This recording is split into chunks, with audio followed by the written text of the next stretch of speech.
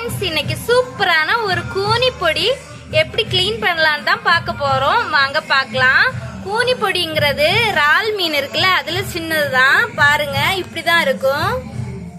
ஃபுல்லாவே மணலா இருக்கும். இதை நம்ம நீட்டா க்ளீன் பண்ணி தான் சமையல் பண்ண முடியும். இல்லைன்னா மண்ணு அதிகமா இருக்கும். எப்படி க்ளீன் பண்ணலான்னு வாங்க பார்க்கலாம். பாருங்க ஃப்ரெண்ட்ஸ், இந்த மாதிரி டேப் ஓபன் பண்ணி நல்லா தண்ணியை ஃபுல் ஆக்கிக்கணும்.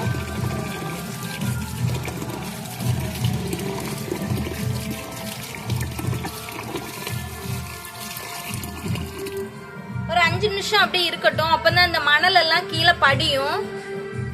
பாருங்க ஃப்ரெண்ட்ஸ், இந்த மாதிரி அடியில நல்லா படிஞ்சிருச்சு. கையை நல்லா இந்த மாதிரி வச்சுக்கோங்க. வச்சுட்டு இந்த மாதிரி பண்ணி எடுத்துக்கணும். இந்த மாதிரி 7 டைம்ஸ் 8 டைம்ஸ் பக்கத்துல இந்த மாதிரி வாஷ் பண்ணியே எடுக்கணும்.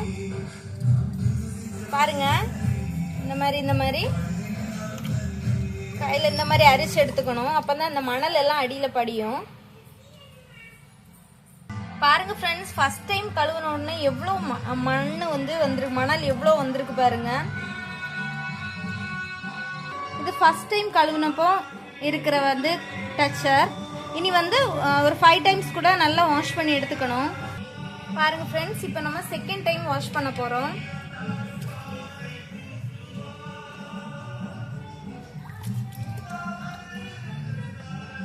செகண்ட் டைம் இப்போ ஒரு 5 மினிட்ஸ் வெயிட் பண்ணி திரும்பவும் அந்த மாதிரி தான்.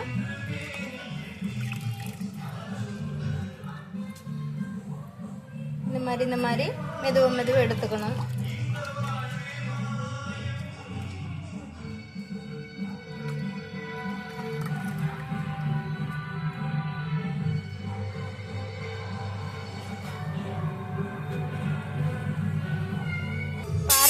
செகண்ட் டைம் வாஷ் பண்ணதுக்கு இந்த அளவுக்கு மணல் வந்திருக்கு. இந்த மாதிரி 5-6 டைம்ஸ் நம்ம நல்லா வாஷ் பண்ணணும். வாஷ் பண்ணிட்டு கடைசியில் உங்களுக்கு நான் காமிக்கிறேன்.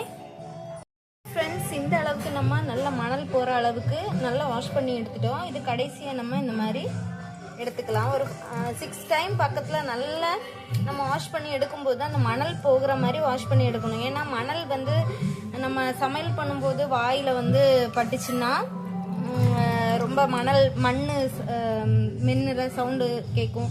அதுல நல்லாவும் இருக்காது. நீங்கள் கண்டிப்பாக அந்த மீன் கிடச்சுன்னா கண்டிப்பாக வாங்கி சாப்பிடுங்க. ரொம்ப டேஸ்ட்டாக இருக்கும்.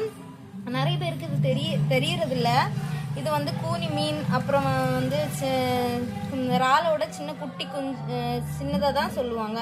அவ்வளோ டேஸ்ட்டாக இருக்கும். இதோட ரெசிபி நெக்ஸ்ட் வீடியோவில் போடுறேன். கண்டிப்பாக நீங்கள் செக் பண்ணி பாருங்கள்.